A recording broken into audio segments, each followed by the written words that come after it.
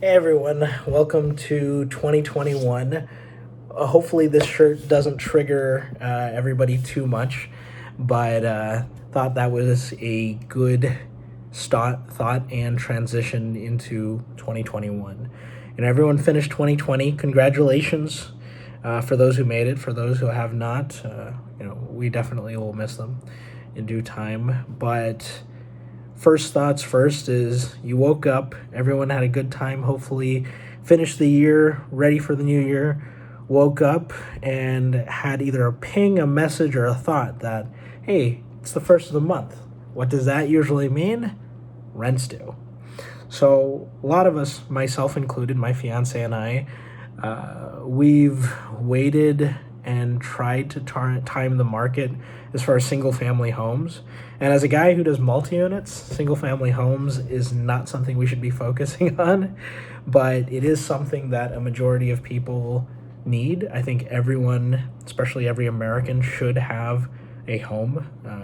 That's part of John Locke's philosophy, is the right to have that, picket fence type of home. And none of you are an exception. Everyone should have their own residence.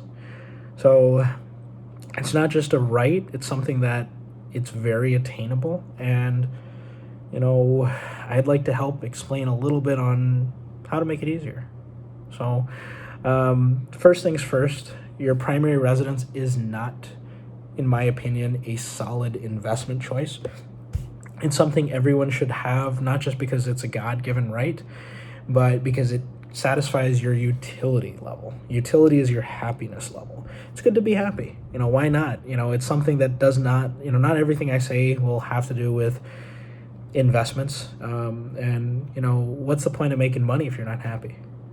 So, that given, putting that in mind, first thing I tell everyone to do is set a reasonable budget. I say between you and, if you're living with someone else, call them a significant other, the cost of your first home should be less than you both make in 2 years. And that's non-negotiable. Doing anything beyond that means you're probably in the wrong area as far as where to live if you can't afford anything. And that's the reason some of the housing prices keep going up. Lower your expectations. It's your first home. It's a starter home. Now, this home is not supposed to be something to break the bank, and no one should ever be chasing mortgage payments. Mortgage payments should be the same as when you pay rent. Should be something that just comes out just like that. Shouldn't have to think about it. And that in mind, what is house hacking? House hacking is a strategy that involves renting out parts of your property to offset mortgage and other expenditures. So let's use a home that's $400,000, just for just to make it easy. And we'll use, because I love Tampa, we'll use Tampa as a kind of a blueprint. And if anybody you want to move into the area and you think about it, and you're like, wait, our prices have nothing to do with yours. Use your own metric. Just because our rent might be lower does not mean other things might not be, higher. For example, if you're up in DC and you're getting a 2-bedroom for under like $2,200 a month, you're saving a lot of money in the area you're in. So that in mind, we're gonna use a 400,000 home. For any of the notes that I'm talking about, ask me for a copy. Feel free to email me or message me in any way. I'll respond within 24 hours as far as sending you our calculations. But on a 400,000 home, we're estimating, with mortgage, PMI, I'm assuming 10% down. So 10% down is 40,000 on 400,000. That you also have insurance premiums, and you also have taxes. This is not including your homestead tax. That's something I'd love to explain to you, but I don't want to take up too much time in this video to explain it. So not including homestead tax, everything, you're looking at about $2,400 to $2,500 a month, given the current interest rate, and assuming you have average credit. So assuming you have average credit, everything, $2,500 a month for a $400,000 home if you're buying a single family home. A single family home most likely has at least 3, if not 4 bedrooms. Quarter of an acre land, a third of an acre land, something like that. And the house should be at least 28 to 3,200 square feet. Not bad either. Florida's a nice place. So, you as a person, no matter how big we are, you only need one bedroom.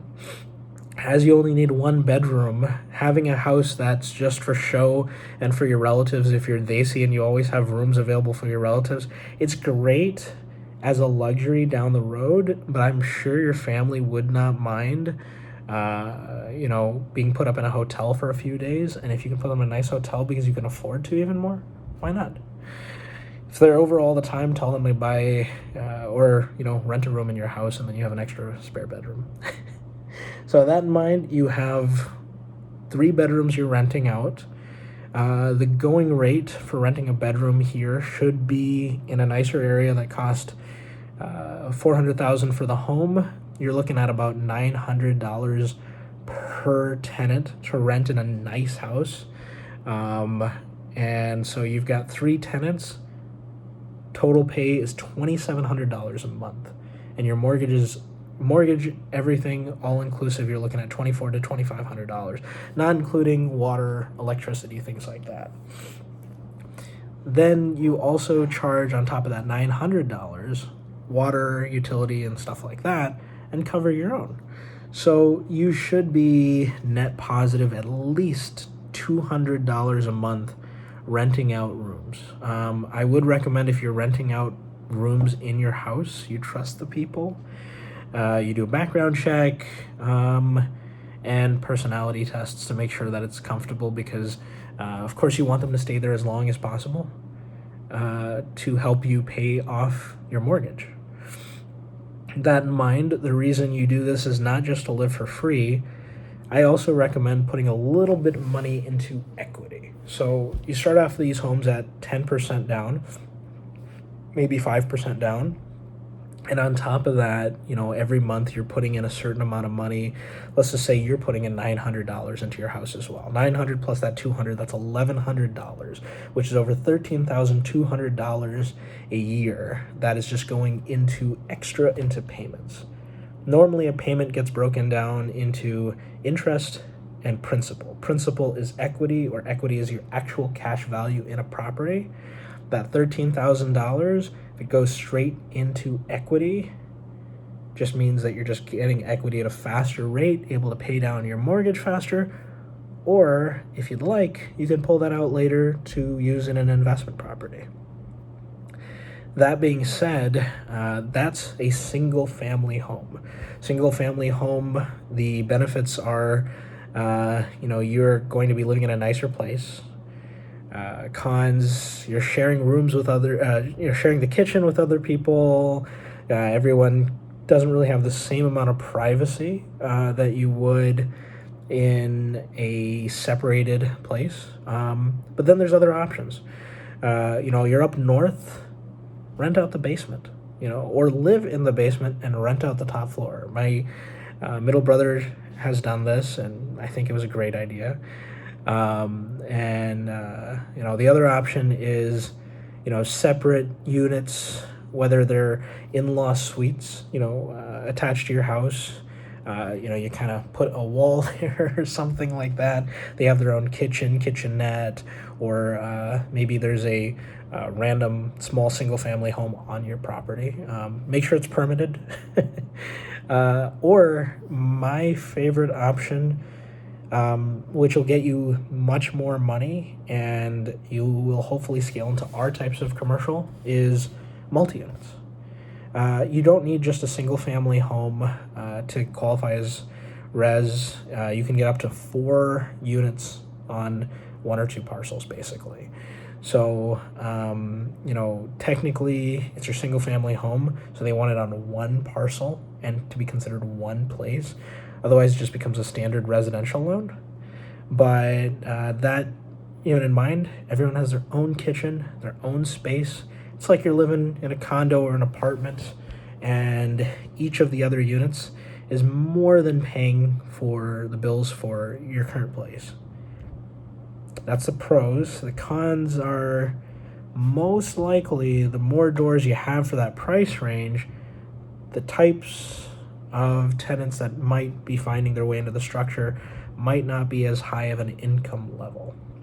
I have a client of mine. We were just sharing some messages yesterday, and she was telling me about a great strategy that we just did a couple months ago for some clients about getting them a beachfront multi-unit.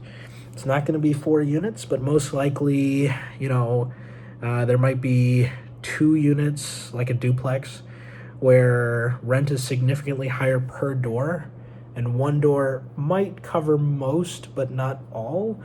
But where else are you going to live on the beach for close to nothing? And chances are, if you've got each one's a 2-bedroom, 2-bath, if you rent out one side completely and then you feel comfortable enough renting out the other bedroom in your place, you're going to live there free or be making money every month.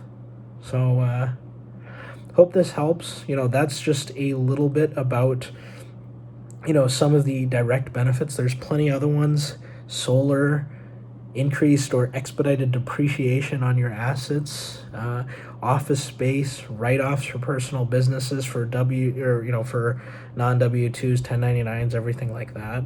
And I'd love to answer any questions. Hopefully this helps a little bit and not everybody's stuck in, rents due every month ongoing. And talk with you soon.